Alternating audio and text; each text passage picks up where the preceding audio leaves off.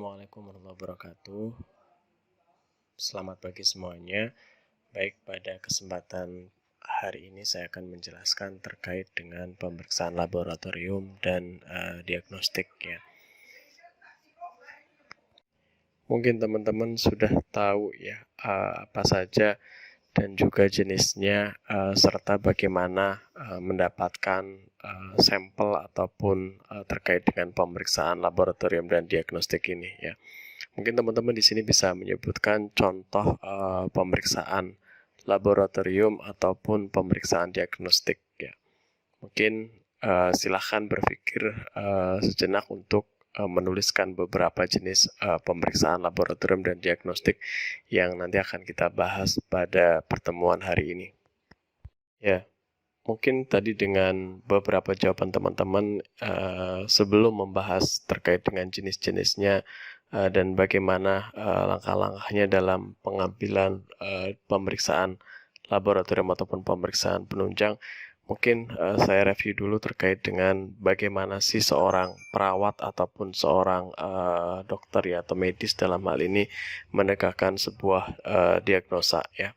Karena pemeriksaan penunjang dalam hal ini baik itu laboratorium ataupun pemeriksaan diagnostik tadi adalah salah satu jenis yang dilakukan atau pemeriksaan yang dilakukan dalam rangka untuk mendiagnosis atau menentukan penyakit atau masalah yang tepat pada pasien tadi, di mana pemeriksaan ini dalam rangka untuk memastikan ya apa masalah dari pasien tersebut, sehingga didapatkan dari hasil pemeriksaan penunjang tersebut didapatkan hasil yang tepat sesuai sasaran tadi, sehingga dilakukan treatment ataupun pengobatan ataupun intervensi baik itu oleh medis ataupun keperawatan secara tepat.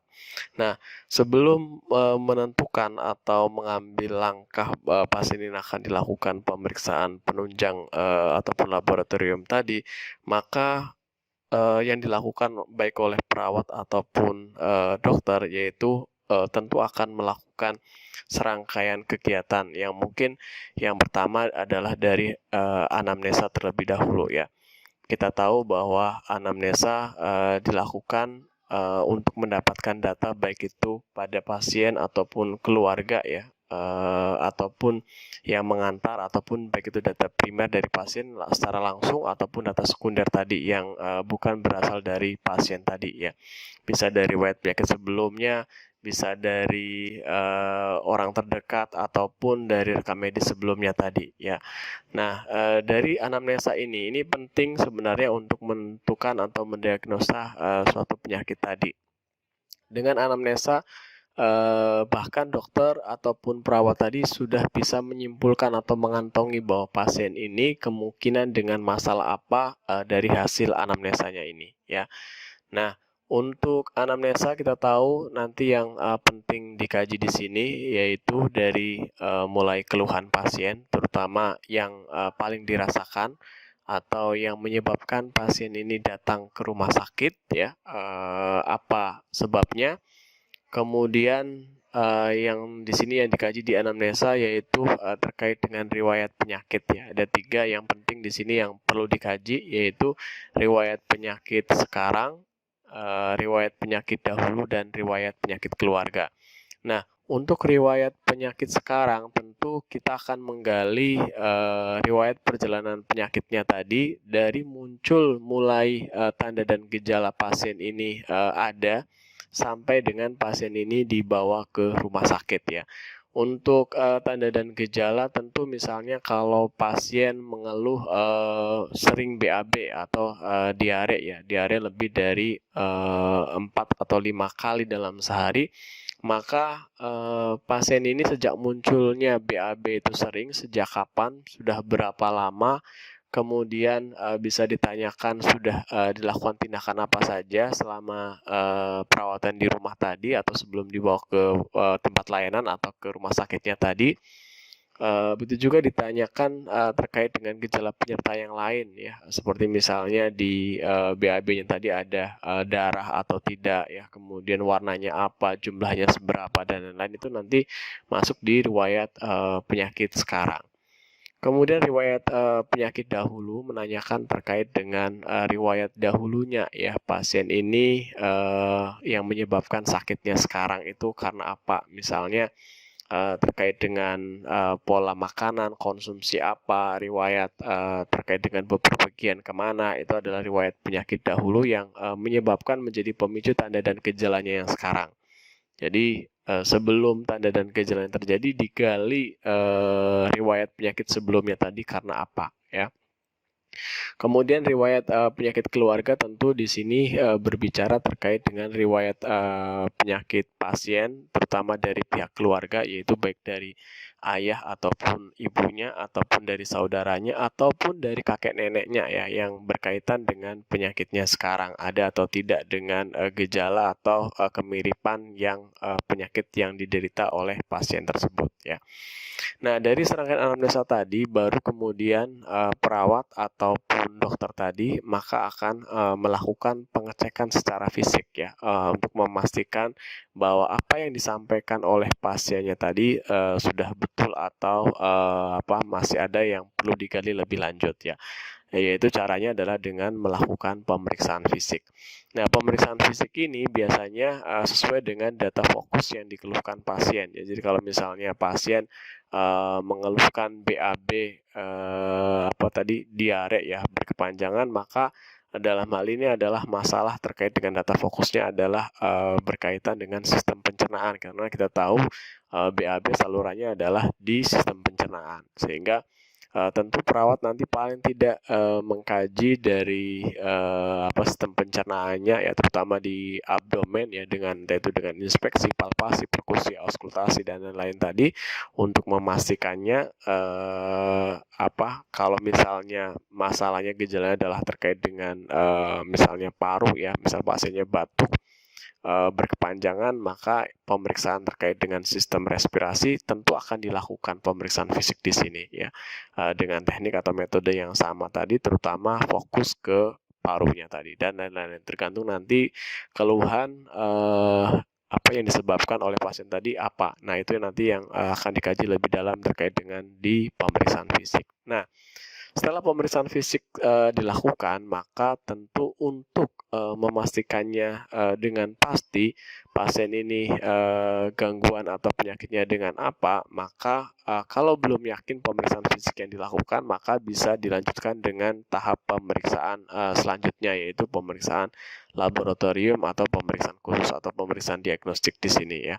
Nah, untuk pemeriksaan laboratorium di sini, misalnya kalau pasiennya diare, bisa dicek misalnya hasil kulturnya dari fesesnya, apakah ada bakteri atau kuman atau zat berbahaya atau tidak ya. Atau bisa juga tadi dari sistem hematologinya, diambil darahnya, kemudian diperiksa dengan pemeriksaan laboratorium, dalam hal ini pengambilan darah tentunya. Ya, nanti akan dianalisa apakah penyebabnya dari sumber terutama pencernaan tadi, misalnya ada toksik atau tidak, itu juga bisa dilihat, ataupun beberapa serangkaian pemeriksaan di laboratorium ya yang terkait, misalnya apakah ada infeksi, itu juga bisa dilihat dari hasil pemeriksaan darahnya juga ya. Nah, ketika sudah diketahui dari hasil pemeriksaan laboratorium atau penunjang tadi, maka di sini pasien tadi sudah bisa didiagnosis secara pasti ya, pasien ini penyebabnya karena apa, berdasarkan dari diagnosis tersebut ya. Contoh misalnya pasien tadi yang selain diare misalnya ada batuk-batuknya juga. Nah, kalau batuk-batuknya juga tadi misalnya dari hasil sputumnya misalnya ditemukan bakteri TB ya, maka sudah bisa dipastikan bahwa pasien ini mengalami gangguan TB paru ya, sehingga pengobatannya nanti spesifik penyebab yang diakibatkan oleh TB paru tadi adalah bakteri, golongan bakteri, maka jenis obat-obatan yang sifatnya antibiotik terkait dengan TB tadi mesti akan dilakukan terapinya ya, sesuai dengan prosedur yang sudah ada tadi. Nah, inilah langkah-langkah dalam menegakkan diagnosis tadi, dan di sini akan kita bahas adalah di pemeriksaan laboratorium atau pemeriksaan khusus atau pemeriksaan penunjang. Selanjutnya adalah terkait dengan pemeriksaan laboratorium itu sendiri ya. Ini secara definisinya bahwa pemeriksaan laboratorium adalah suatu tindakan atau prosedur tindakan pemeriksaan ya yang sifatnya khusus atau spesifik tadi ya. Jadi nanti akan diambil bahan atau sampelnya dari pasien tadi yang bisa berupa darah ya contohnya, kemudian ada air seni atau mixi ya, kemudian dahak, sputum, feses ataupun cairan tubuh yang lain ya, tergantung nanti dari keluhan dan juga hasil pemeriksaan fisik yang didapatkan. Seperti contoh misalnya tadi yang sudah saya sampaikan, misalnya pasien ada menderita batuk menaun, maka dalam hal ini untuk pemeriksaan diagnosa yang pasti adalah dengan cara pengambilan sputum misalnya, atau pada kesempatan yang lain pasien misalnya mengeluhkan air seninya berubah dan nyeri pada saat mixi berkemih, maka sampel yang diambil tentunya berasal dari air seni atau air mixi tadi untuk dilakukan pemeriksaan urinalisa misalnya. Urinnya dianalisa apakah ada misalnya yang menjadi faktor penyebabnya tadi ya.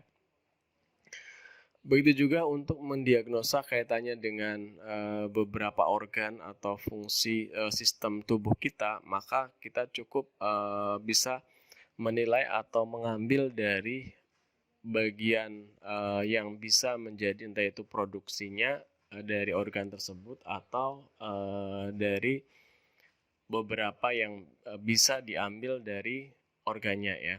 Jadi contoh misalnya pasiennya ada tumor ya atau benjolan misalnya di daerah tertentu atau di saluran pencernaannya, maka untuk memastikan bahwa jenis benjolannya tadi misalnya ganas atau tidak ya, maka mau tidak mau jaringan atau sampel benjolan tadi harus diambil yang nanti akan dilakukan pemeriksaan patologi ya, patologi baik itu terutama patologi anatomi ataupun patologi secara klinisnya ya, tanda dan gejala pasiennya yang berkaitan dengan benjolannya tersebut ya.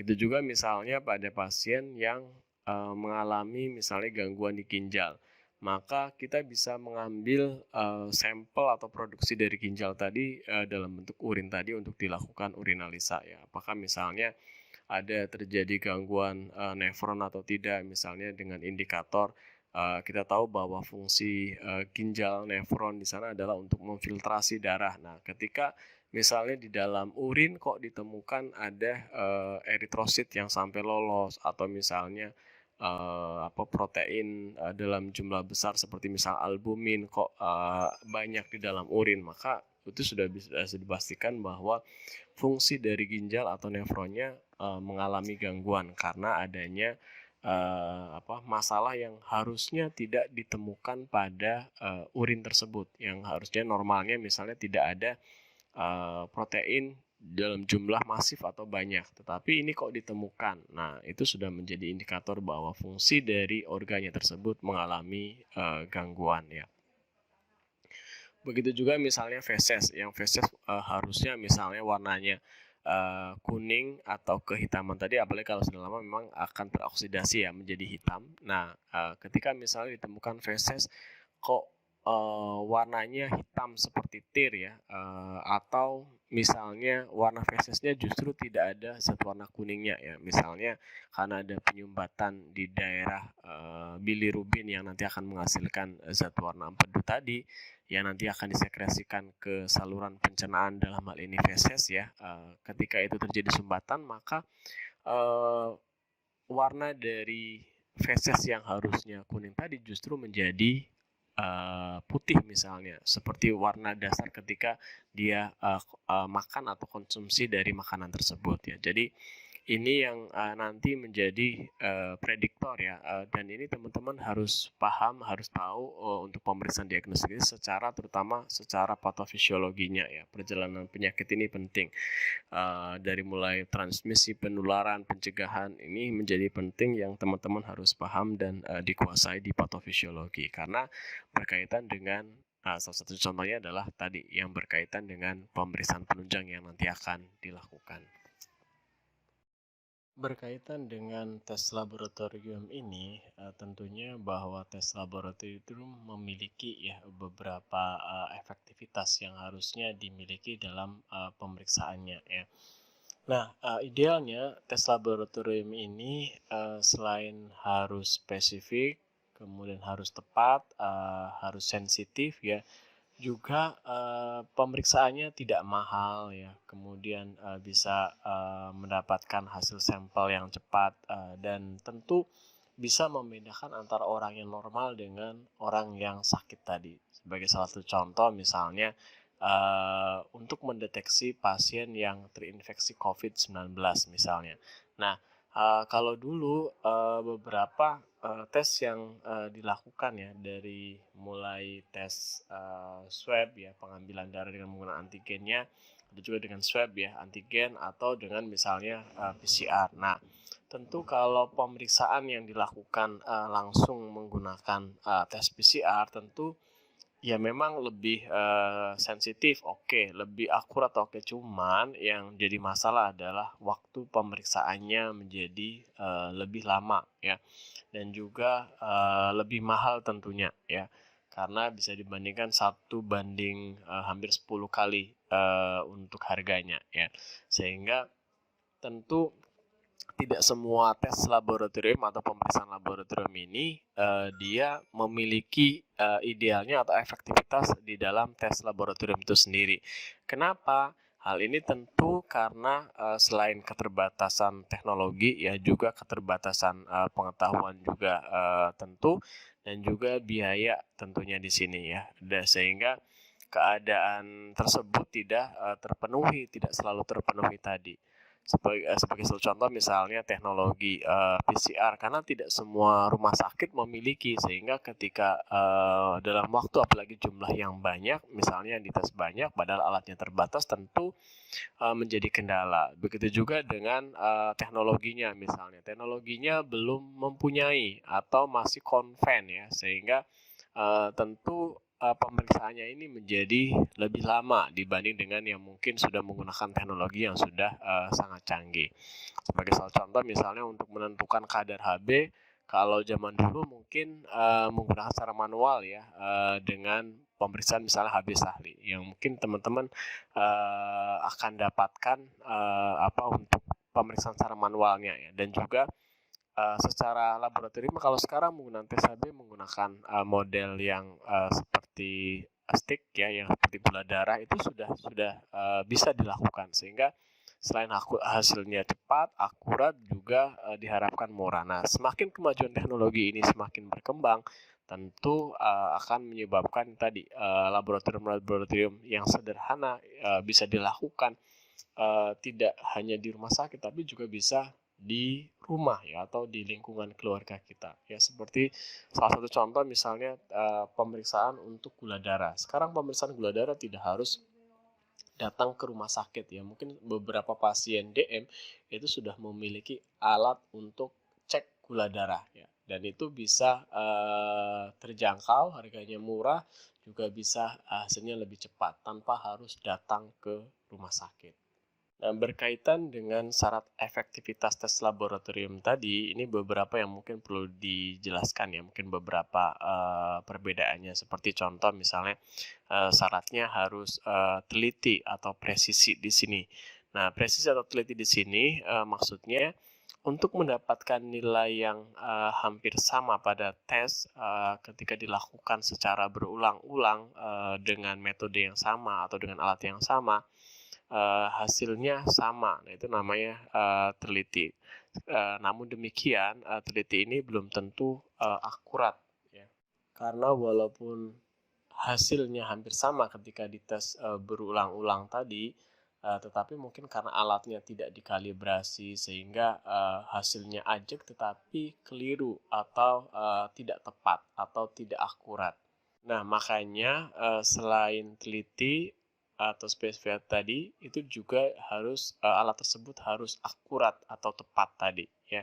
Jadi kemampuan suatu alat tadi untuk mendapatkan nilai yang benar, nilai yang seharusnya Nah, untuk mencapai atau mendapatkan nilai tadi tentu membutuhkan kadang biaya dan juga waktu yang mungkin lebih banyak atau lebih mahal ya. Karena tesnya akan dilakukan secara bertahap ya, seperti tadi contoh tes COVID, mungkin dengan tes langsung yang lebih tepatnya, lebih akuratnya itu dengan tes PCR ya, karena 99,9% alatnya bisa validitasnya sudah bisa dipertanggungjawabkan. Tapi sekali lagi itu selain yang mungkin tadi pertimbangan terkait dengan waktu juga biaya ya. Efektivitas yang lain yang bisa dinilai adalah seberapa cepat alat tersebut bisa mendapatkan hasil yang diinginkan tadi. Ya, ini kaitan dengan kecepatan tentu terkait dengan waktu yang diketahui oleh baik itu dokter ataupun perawatnya dalam melakukan pemeriksaan tersebut, hasilnya seberapa lama. Ya. Sedangkan syarat yang lain, alat tersebut dalam pemeriksaannya juga harus sensitif. Sensitivitas ini maksudnya adalah bagaimana kemampuan alat tersebut dalam menentukan kadar terkecil yang diperiksa. Ya, jadi walaupun jumlah kadar yang diambil sedikit, tetapi karena alatnya sensitif, dia mampu menunjukkan atau membedakan mana yang normal dan mana yang abnormal tadi. Sebagai salah satu contoh misalnya pada tes urin untuk mendiagnosa pasien tersebut hamil atau tidak ya. Di dalam urin kandungan hormon HCG yang diproduksi ketika wanita tersebut misalnya dalam kondisi hamil tadi, maka akan dikeluarkan bersama urin ya. Dan walaupun kadarnya sedikit yang baru karena mungkin kehamilannya baru ya, baru beberapa minggu terjadi pembuahan dan sudah terjadi penempelan dan itu sudah dikeluarkan hormonnya tadi, maka walaupun kadarnya sedikit tetapi ini bisa digunakan untuk menilai bahwa pasien tersebut sudah hamil atau tidak, dan itu tanpa harus dengan misalnya dengan pemeriksaan CT scan atau dengan pemeriksaan langsung dilihat secara langsung ya. Nah itu cukup dengan menggunakan kadar hormon atau kadar enzim yang ada pada misalnya urin tersebut untuk mendeteksi walaupun kadarnya sangat kecil atau sedikit. Selain itu juga harus spesifik, yaitu di mana alat laboratorium dalam mendeteksi substansi yang diperiksa atau penyakitnya tadi tidak menentukan substansi yang lain. Artinya dia khusus untuk penyakit atau mendiagnosa kaitannya dengan penyakit yang akan diperiksanya tadi. Sehingga tes yang baik tadi tentu memiliki sensitivitas yang tinggi, yaitu paling bagus yang mendekati 100% dan spesifitas yang tinggi juga, yaitu mendekati 100%. Ya, artinya alatnya sudah spesifik untuk tes tertentu tadi, ya, untuk membedakan mana yang normal dan mana yang bukan abnormal. Ya, berikutnya adalah terkait dengan tujuan pemeriksaan laboratorium ya. Yang pertama adalah untuk mendeteksi suatu penyakit. Jelas tadi sudah banyak disampaikan kaitannya tujuan dari pemeriksaan laboratorium setelah dipastikan dengan hasil pemeriksaan fisik, kemudian dikonfirm lagi dengan hasil pemeriksaan laboratorium ataupun pemeriksaan penunjang yang tujuannya adalah mengkonfirmasi secara pasti ya bahwa penyakit ataupun masalah pada pasien tadi dapat ditemukan berdasarkan dari data yang ditemukan dari hasil labnya tersebut. Seperti gambaran pada kasus misalnya seorang yang batuk menaun. Maka untuk mengetahui bahwa pasien ini apakah mengalami TB atau tidak, maka pasien ini dilakukan pemeriksaan sputum yang tujuannya adalah untuk mengetahui ada tidaknya bakteri TB tersebut. Nah, ketika ditemukan ada pada hasil sputumnya, maka sudah bisa dipastikan bahwa pasien tersebut dengan TB. Selanjutnya, hasil pemeriksaan lab juga bisa digunakan untuk menentukan faktor resiko kaitannya baik itu penyakit tidak menular misalnya pada kasus-kasus tertentu seperti misalnya untuk pemeriksaan laboratorium gula darah misalnya ataupun kolesterol ya. Itu dapat menjadi prediktor atau menjadi salah satu hasil dari pemeriksaannya digunakan untuk menentukan seberapa pasien tersebut resiko terkena misalnya DM dari hasil gula darahnya atau kolesterol terkait dengan resiko dengan penyakit jantung koronernya dan lain-lain. Selanjutnya, hasil pemeriksaan juga dapat digunakan untuk menemukan kemungkinan diagnostik yang dapat menyamarkan tanda klinis ya. Jadi misal pasien dengan nyeri dada ya, nyeri dada ini pasiennya apakah misalnya kita untuk memastikan pasien ini dengan benar-benar masalah penyakit jantung atau misalnya hanya asam lambung yang meningkat misalnya, maka untuk mengetahui secara pasti tadi dengan gejala nyeri yang sama ya di daerah dada ataupun gejala yang sama tersebut, maka kita bisa memastikan dengan hasil pemeriksaan dari pemeriksaan enzim jantung misalnya untuk memastikan bahwa pasien ini dengan gangguan jantung atau tidak. Selain itu, hasil pemeriksaan laboratorium juga dapat digunakan untuk membantu pemantauan pengobatan atau treatment yang telah dilakukan. Seperti misalnya pada kasus dengan gula darah ya. Jadi kalau pasiennya misalnya gula darahnya ditemukan tidak terkontrol, maka hasil lab ini bisa dijadikan sebagai indikator ya. Misalnya untuk menilai kepatuhan pasien DM, maka bisa digunakan misalnya kadar gula darah rata-rata seperti penggunaan HbA1c ya dalam menentukan kaitannya dengan kadar gula darah rata-rata selama 3 bulan terakhir. Sehingga walaupun mungkin pasiennya kadang patuh atau tidak, misalnya itu dapat dijadikan sebagai pemantauan atau kaitannya dengan membantu untuk melihat seberapa sih pasien ini patuh dan bisa mengendalikan kadar gula darahnya tersebut. Selain itu juga dapat menyediakan informasi terkait dengan prognostik ya atau perjalanan penyakit, seberapa pasien ini parah atau tidaknya berdasarkan dari hasil laboratorium yang ditemukan juga. Ini ada kaitannya juga dengan pemantauan perkembangan penyakit ya atau proses perjalanan penyakit tadi atau prognosisnya.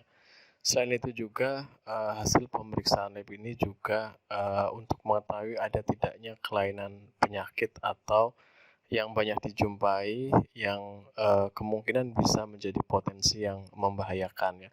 Ini biasanya pada pasien-pasien yang memang dia beresiko ya, seperti misalnya ketika seorang mau melamar pekerjaan saja itu akan dilakukan general check up ya, kaitannya dengan kondisi kesehatan karyawan misalnya yang mau ditempati atau menempatkan pada posisi jabatan tertentu yang kaitannya dengan misalnya di ruang atau di bagian unit misalnya, salah satunya adalah di bagian radiologi ya, maka pasien atau karyawan tersebut harus dipastikan bahwa karyawan tersebut bebas dari atau risiko kaitannya dengan pemeriksaan yang nanti akan dilakukan, yaitu pemeriksaan penunjang yang dia lakukan di ruang radiologi tersebut. Mengingat pentingnya hasil pemeriksaan laboratorium ini dalam membantu menegakkan suatu diagnosa atau penyakit tadi dan perjalanan penyakit dan seterusnya tadi yang sudah disampaikan di slide sebelumnya, oleh karenanya perlu diketahui ya untuk teman-teman bahwa banyak faktor yang akan mempengaruhi hasil dari pemeriksaan laboratorium itu sendiri ya.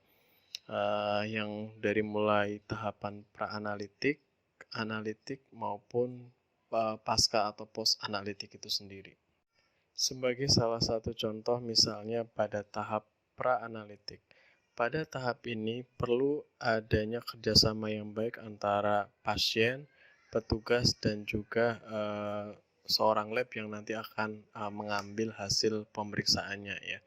Tanpa kerjasama yang baik dari mereka, tentu hasil pemeriksaan laboratorium akan menjadi bias.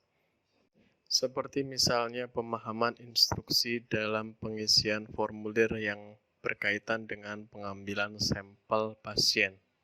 Bisa jadi pada saat penulisan ataupun identitas ataupun pengisian dan pengambilan sampel terjadi kesalahan dalam sampel yang diambil ataupun ketidaksesuaian identitas. Hal ini tentu akan berakibat selain merugikan pasien, ya apalagi kalau dilakukan pengambilan sampel secara berulang-ulang karena kesalahan, belum lagi hasilnya juga tentu akan merugikan ketika interpretasinya salah dan justru akan membahayakan bagi pasien itu sendiri. Sehingga dalam penulisan baik di formulir ataupun di sampel yang akan dikirim ke laboratorium, pastikan identitasnya secara lengkap dan tentu benar ya. Baik itu dari mulai nama, usia, jenis kelamin, sampai dengan sampel yang akan digunakan pada pemeriksaan laboratorium tersebut. Dan juga yang penting adalah tanggal dan waktu pengambilan itu juga sebaiknya dituliskan karena akan berdampak pada hasil pemeriksaan. Selain itu, persiapan pasien juga penting untuk dilakukan, seperti apakah pasien harus dipuasakan terlebih dahulu dalam pengambilan sampel atau menghentikan jenis obat-obatan tertentu yang akan mempengaruhi dari hasil pemeriksaan laboratoriumnya itu sendiri. Sebagai satu contoh misalnya ketika pengambilan sampel untuk darah harusnya pasiennya dipuasakan, tetapi tidak dipuasakan tentu akan berpengaruh pada hasil pemeriksaan plasma darahnya ya. Begitu juga dengan obat-obatan seperti pada pasien yang mengalami misalnya anemia ataupun mendapatkan terapi misalnya asam folat, Fe dan lain-lain, tetapi pasiennya dilakukan pemeriksaan yang berkaitan dengan dampak dari penggunaan obat tersebut. Selain itu, waktu pengambilan juga perlu diperhatikan apakah pengambilan sampelnya dapat dilakukan secara sewaktu atau misalnya hanya di pagi hari. Seperti misalnya pemeriksaan untuk urinalisa itu sebaiknya pada pagi hari sebelum pasien beraktivitas. Selain itu, persiapan alat yang akan dipakai juga perlu diperhatikan. Seperti ketika kita mengambil pengambilan darah rutin ya. Nah, yang perlu diperhatikan di sini adalah jenis tabungnya. Apakah tabungnya menggunakan antikoagulan atau tidak, dan lain-lain seperti misalnya jenis koagulannya juga tertentu atau tidak, itu juga perlu diperhatikan. Jangan sampai salah mengambil jenis tabung tersebut, karena kalau salah mengambil jenis tabungnya yang ada kandungan antikoagulan atau tidak misalnya, maka itu juga akan berdampak pada hasil pemeriksaan dan bisa dilakukan pengecekan ulang dan tentu itu akan merugikan pasien ya. Jadi pasiennya nanti akan dilakukan pengambilan sampel secara berulang-ulang. Selanjutnya berkaitan dengan cara pengambilan sampel ya. Dalam cara pengambilan sampel tentu alat dan bahan yang akan digunakan ke pasien harus kita cek terlebih dahulu ya. Jangan sampai misalnya terjadi kekurangan kemudian kita bolak-balik di depan pasien yang mana menyebabkan pasien ini justru menjadi lebih cemas gara-gara tindakan kita ya. Belum lagi mungkin berkaitan dengan etika sopan santun terkait dengan keluarganya ya, sehingga sebelum melakukan pengambilan sampel paling tidak menanyakan dan juga selain identitas ya, juga menjelaskan terkait dengan tindakan yang akan dilakukan, tujuannya dan lain-lain sebagai bahasa komunikasi ya ke pasien, sehingga pasien tidak merasa cemas ataupun menjadi gelisah karena tindakan yang akan kita lakukan. Terakhir yang dapat mempengaruhi hasil juga adalah pada saat sudah mendapatkan sampel ya, terkait dengan penanganan awal pada sampel tersebut serta transportasi atau pengiriman ke bagian laboratorium itu sendiri.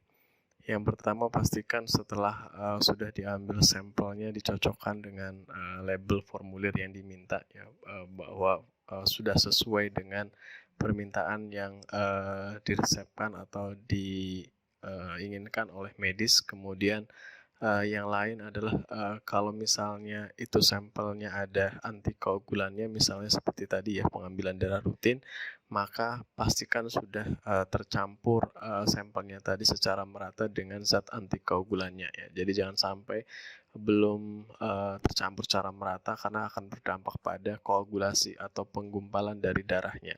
Kemudian yang lain yang sering kejadian adalah jangan lupa untuk segera menutup ya.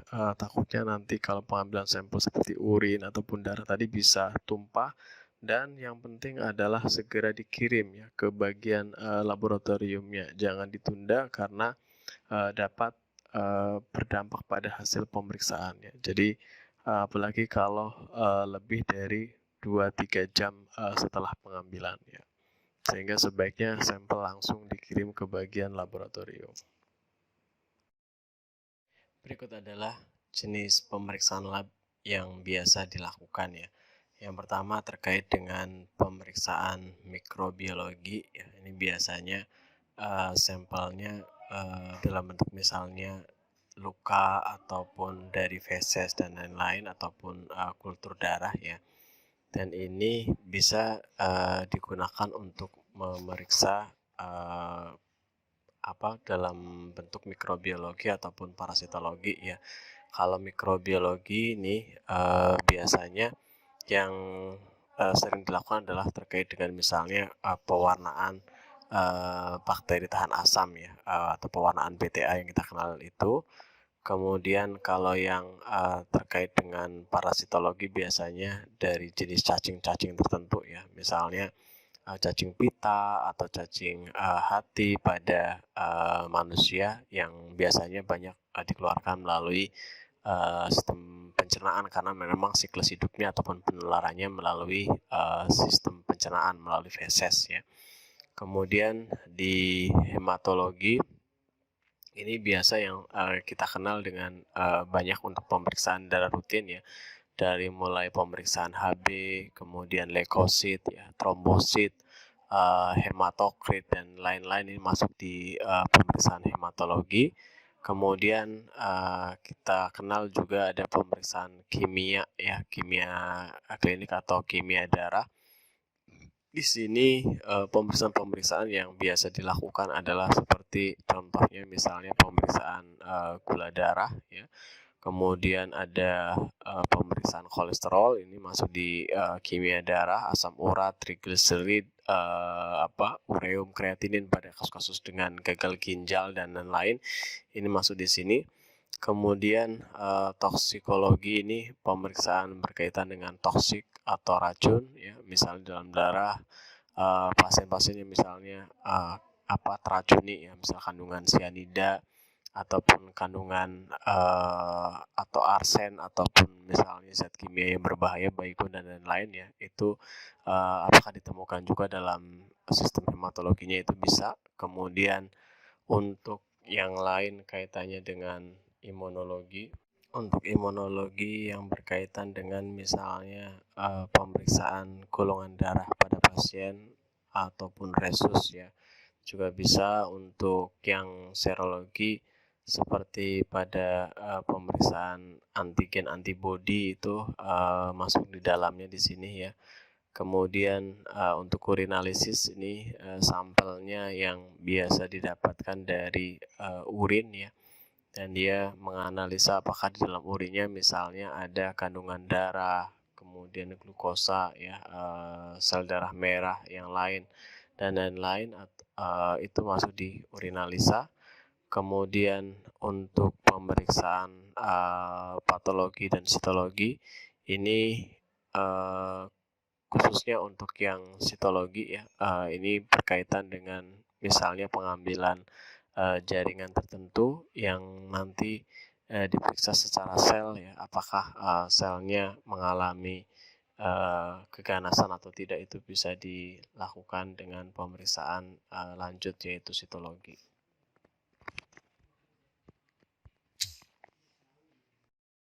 Selanjutnya adalah terkait dengan persiapan dan perawatan laboratorium. Misalnya contoh dalam hal ini ketika pengambilan sampelnya berupa darah ya. Di sini teman-teman bisa dapatkan berbagai jenis sampel darah, mulai dari darah vena, darah arteri, dan darah perifer ya. Untuk pengambilan darah vena dan arteri ini tentu berbeda, apalagi dengan darah perifer ya. Kalau darah vena dengan darah arteri, kita teman-teman mungkin sudah bisa membedakan mana yang vena, mana yang arteri ya. Kira-kira tahu perbedaannya darah vena dan darah arteri? Ya, untuk darah vena sifatnya karena dia letak pembuluh darahnya lebih superficialis atau lebih ke permukaan, sedangkan arteri ini pembuluh darahnya lebih dalam ya, sehingga tidak terlihat, tetapi karena kuatnya dia teraba ya, terasa denyitannya. Nah, kalau vena kan tidak ada denyitannya ya, jadi ini yang membedakan, dan ketika terjadi perdarahan baik itu vena maupun arteri juga jelas akan berbeda ya. Kalau darah arteri tentu ketika terjadi kerusakan dia akan memancar ya atau muncrat dengan tekanan yang lebih besar, sedangkan darah vena dia hanya mengalir atau menetes tadi karena tekanannya tidak kuat. Dan lain halnya dengan darah perifer atau darah tepi. Nah, untuk darah tepi ini sifatnya sangat kecil, pembuluh darah kecil karena ini tepi ya. Dan juga biasanya untuk pemeriksaan-pemeriksaan yang sifatnya perifer ini seperti misalnya pemeriksaan gula darah dengan menggunakan pemeriksaan yang ditusuk di daerah tepi atau di daerah ujung jari misalnya, itu adalah terkait dengan pemeriksaan perifer. Oke, berikut contoh pemeriksaan darah yang sering dilakukan ya. Pemeriksaan terutama khususnya adalah pemeriksaan darah rutin. Ini pengambilan darah vena ya dengan menggunakan tabung vakum. Ini kelebihannya, gambaran di sini. Mungkin kalau teman-teman yang dipraktekkan itu adalah dengan menggunakan spet ya. Jadi sekali ambil. Sedangkan ini kelebihannya dengan menggunakan media tabung vakum itu pasien ditusuk sekali tetapi bisa diambil sampel dalam jumlah banyak ya. Jadi bisa sekaligus misalnya 3 atau 4 tabung sekaligus untuk pemeriksaan. Itu kelebihannya ya dengan menggunakan tabung vakum atau yang nanti sistem Venojack ya. Nanti juga teman-teman nanti akan praktekkan untuk yang pemeriksaan atau pengambilan darah dengan menggunakan metode seperti ini. Nah, ini adalah hasil pemeriksaan darah rutin ya. Salah satunya nanti ada hemoglobin, hematokrit atau HT, kita kenal HT, kemudian trombosit dan lain-lain. Dan ini beberapa pemeriksaan ini digunakan untuk mendeteksi adanya masalah-masalah pada sistem tubuh kita. Seperti misalnya untuk HB ada tidaknya penyakit anemia atau gangguan pada sel darah merah ya, karena kita tahu bahwa HB itu letaknya ada di sel darah merah, dan bisa juga digunakan sebagai prediktor kerusakan atau masalah pada ginjal itu juga bisa, karena pada ginjal itu salah satu fungsinya adalah untuk memproduksi eritropoietin, yang mana eritropoietin di sini fungsinya adalah untuk membentuk hemoglobin atau HB. Berikut adalah pemeriksaan laboratorium terkait dengan darah kimia.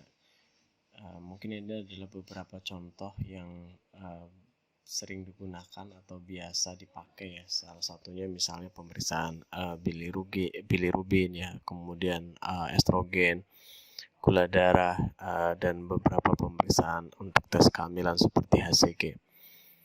Nah, untuk terkait dengan kadar gula darah, ini ada kadar gula darah puasa yang tentu dalam pemeriksaannya dipuasakan ya, minimal 6-7 jam.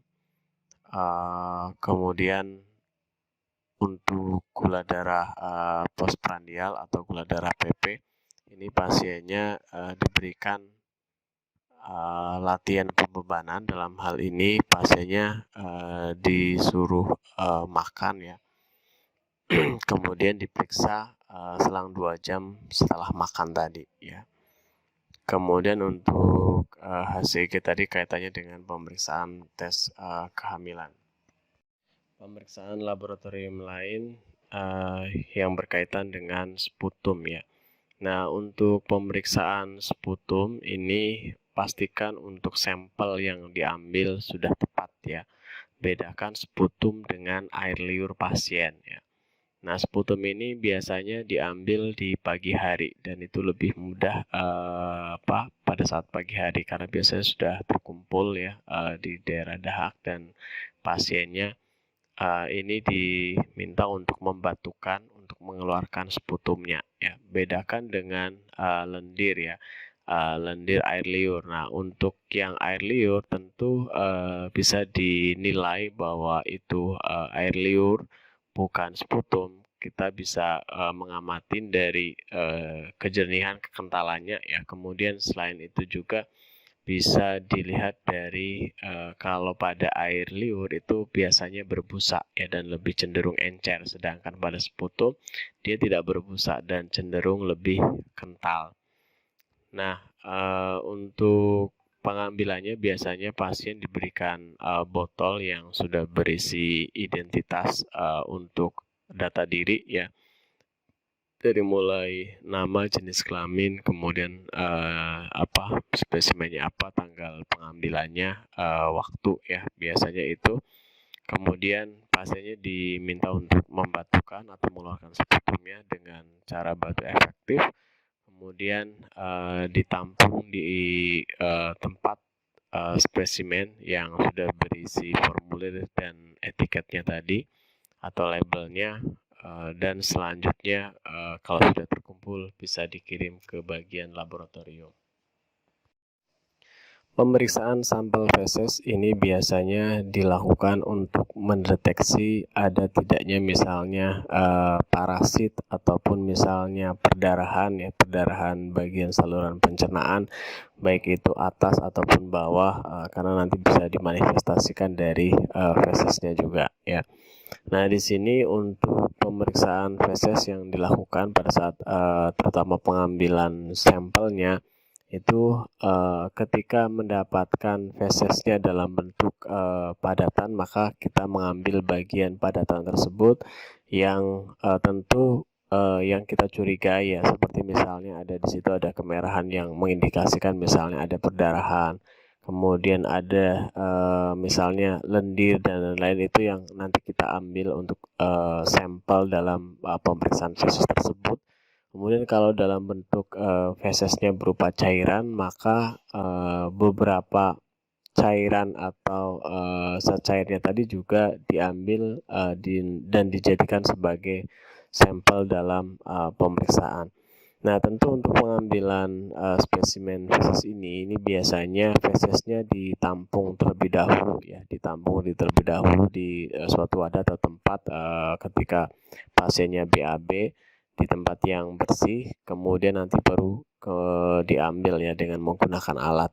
Nah, cuman untuk pengambilan feses ini pastikan dan komunikasikan ke pasiennya ya, jangan sampai feses yang keluar tadi bercampur dengan air urin atau air seninya ya, karena biasanya kan kebiasaan ketika BAB biasanya disertai dengan BAK juga. Nah, jangan sampai feses tadi bercampur dengan urin karena dia akan bisa mengkontaminasi ya dan akan mempengaruhi dari hasil pemeriksaan.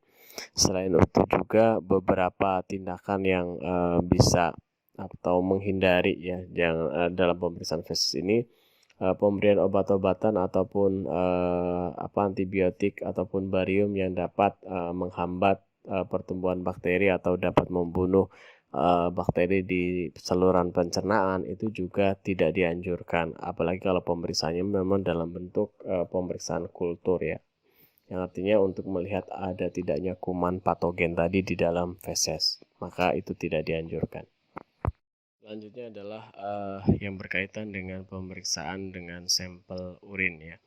Nah, untuk pemeriksaan sampel urin ini kita tahu bahwa urin tadi hasil produksi dari ginjal dan menggambarkan kelainan-kelainan yang terjadi pada ginjal dan juga salurannya. Akan tetapi bahwa urin yang normal kita tahu juga bisa menggambarkan fungsi faal atau fisiologis tubuh lainnya ya, seperti dari hepar atau hati ya, kemudian saluran empedu, pankreas, dan juga adrenal itu sendiri. Nah, kaitannya dengan hati ya, dan juga nanti hasil produksi hepar atau hati tadi adalah cairan empedu yang nanti akan disalurkan ke kantong empedu ya. Nah, di sini yang nanti akan memberikan zat warna pada urin ya, pada urin seorang tadi. Sehingga ini juga akan menggambarkan fungsi dari organ tersebut ya. Nah, di sini beberapa yang bisa diperiksa seperti misalnya ada tidaknya kandungan asam urat ya, kemudian bilirubin dan juga HCG tadi ya, kaitannya dengan tes kehamilan. Untuk asam urat di sini pada pasien-pasien yang mengalami ginjal itu akan terjadi bentuk batuan ya, yang nanti akan menyebabkan batu asam urat atau sumbatan pada saluran miksinya atau saluran pada ginjalnya, baik itu pada kandung kemihnya atau ureternya ya, atau pada uretranya ya. Di sini nanti akan terjadi bisa menyebabkan sumbatan atau oklusi yang disebabkan adanya penimbunan atau penumpukan batu asam urat. Kemudian berkaitan dengan bilirubin tadi yang zat warna dari empedu tadi, dan juga beberapa hormon ya, hormon atau mendeteksi adanya kaitan dengan kehamilan di sini yaitu seperti HCG. Jenis pemeriksaan diagnostik yang lain yaitu pemeriksaan dengan menggunakan ultrasonografi atau yang kita kenal dengan USG ya. Pemeriksaan ultrasonografi atau USG ini dilakukan tentu di atas permukaan kulit ya, atau di rongga tubuh yang nanti menghasilkan ultrason di dalam jaringan tadi, yang kemudian gambaran ultrasonografi tadi kemudian dipantulkan kembali yang nanti menghasilkan pencitraan tentunya ya.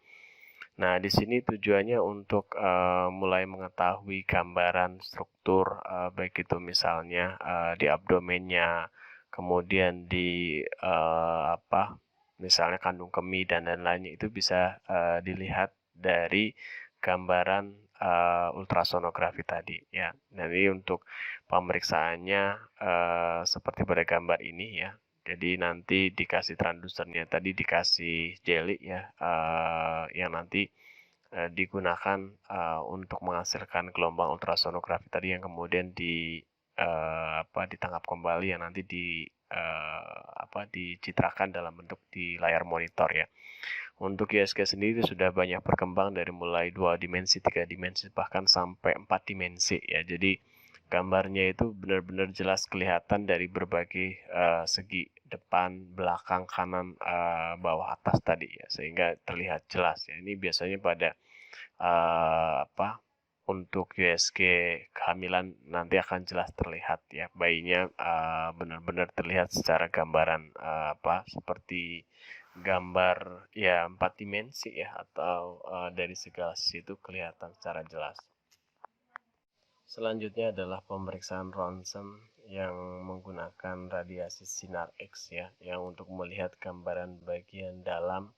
Nah, di sini kalau teman-teman lihat contohnya dari gambaran hasil pemeriksaan foto torak ya, atau foto ronsen pada paru-paru ya. Normalnya ketika paru-paru kita difoto, itu gambarannya akan berbatas jelas berupa warna hitam ya. Jadi di dalam tubuh kita itu kalau dilihat secara radiologi, itu semakin benda atau bagian organ dalam tubuh kita semakin padat atau keras, maka gambarannya atau kerapatnya semakin kecil, maka dia akan semakin berwarna putih ya, seperti pada tulang. Ini kan gambarnya jelas sekali seperti putih terang gitu.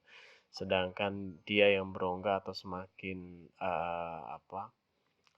longgar itu adalah gambarannya semakin berwarna hitam. Nah, ini gambaran paru-paru yang baik karena alveolinya masih berisi banyak udara yang baik, sehingga gambarannya tentu lebih hitam dibanding dengan mungkin yang gambarannya perokok, yang mana banyak alveoli yang kolap ya atau rusak, dan ini adalah gambaran yang mungkin yang sudah pasien terinfeksi karena COVID, di mana alveolinya banyak yang kolap ya, sehingga gambarannya seluruh lapang parunya sudah berubah menjadi putih tadi ya.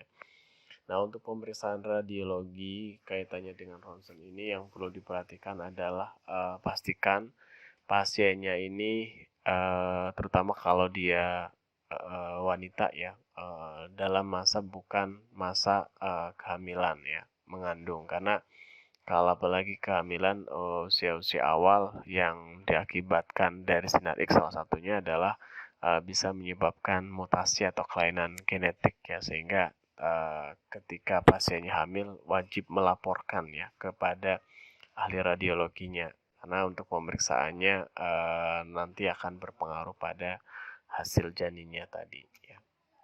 Selanjutnya berkaitan dengan pemeriksaan pap smear ya. Pemeriksaan pap smear ini digunakan untuk mengetahui atau mendeteksi ada tidaknya kanker serviks ya, terutama pada wanita, atau sel yang dicurigai mengarah ke kanker ya.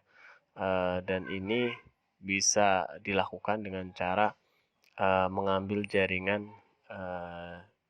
yang ada di serviks ya. Jadi nanti caranya dibuka dengan menggunakan spekulum ya. Jadi ini dibuka vaginanya, kemudian nanti diambil jaringannya sedikit dengan seperti cotton lidi seperti itu ya. Kemudian nanti ditaruh di objek kelas untuk dilihat secara mikroskopis ya.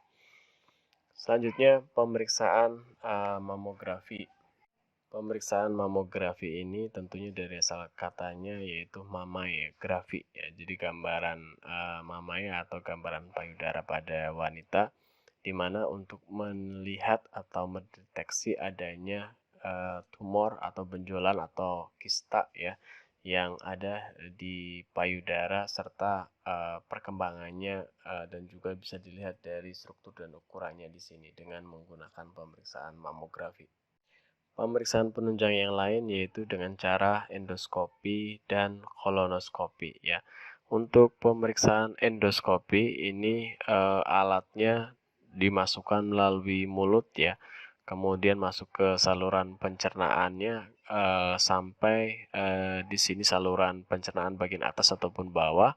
Dan di sini tujuannya dengan pemeriksaan endoskopi tadi semacam ada kamera yang dimasukkan ke dalam saluran pencernaannya ya, yang nanti diproyeksikan di monitor yang digunakan untuk melihat atau menilai ada tidaknya seperti misalnya pembesaran pembuluh darah, kemudian ada tidaknya luka, kemudian ada tidaknya tumor atau benjolan atau kanker atau perlukaan pada saluran pencernaannya ada atau tidak ya.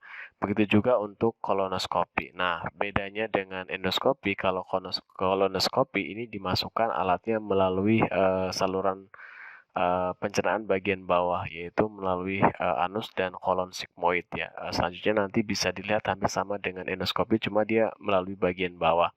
Dan itu nanti alatnya ditampilkan di monitor untuk melihat yang tadi pada endoskopi tadi. Jadi seperti misalnya perlukaan, kemudian ada tidaknya tumor, ada tidaknya perdarahan atau perlukaan pada jaringan tertentu di saluran pencernaan bagian bawah, itu bisa dengan pemeriksaan kolonoskopi. Yang lain adalah pemeriksaan CT scan ya. Untuk CT scan sendiri ini biasanya mungkin teman-teman familiar ya. Ini pemeriksaan yang sudah spesifik dan khusus ya, terutama untuk melihat organ yang lebih dalam dan biasanya terlokalisir ya. Seperti misalnya untuk melihat gambaran bagian dalam dari tengkorak ya atau kepala kita. Misalnya ada pecah pembuluh darah atau ada hematom karena benturan benda tumpul ya, atau karena misalnya ada massa tumor dan lain-lain. Itu bisa terlihat secara jelas dengan pemeriksaan CT scan ya. Begitu juga misalnya organ di bagian dalam seperti abdomen ya. Karena nanti dengan pemeriksaan CT scan ini bisa tergambarkan lapis per lapis dari bagian yang mengalami gangguan tadi. Bahkan dari gambaran tadi kalau diproyeksikan bisa membentuk gambaran 3 dimensi yang nanti akan terlihat jelas. Kalau misalnya dia ada benjolan, benjolannya bisa terlihat ukurannya berapa, panjangnya berapa, dan seterusnya dengan dimensi yang terlihat jelas. Untuk pemeriksaan EEG ini yaitu untuk melihat kaitannya dengan hantaran listrik pada otak ya.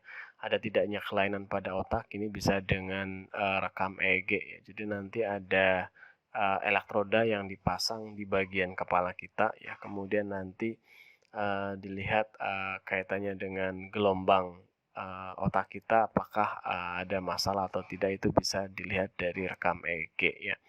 Bersama dengan EKG. Nah, kalau EKG ini rekam jantung ya, hasil kelistrikan dari konduktivitas dari jantung. Nah, ini kelistrikan dari jantung tadi itu bisa dilihat dari gambaran EKG-nya. Nah, kita tahu bahwa jantung tadi kan berdetak juga melalui karena adanya kelistrikan pada jantung ya. Nanti teman-teman akan belajar lebih banyak terkait dengan pemeriksaan EKG ini ketika di blok sirkulasi tentunya ya, di blok sirkulasi dan pembuluh darah, karena di sana ada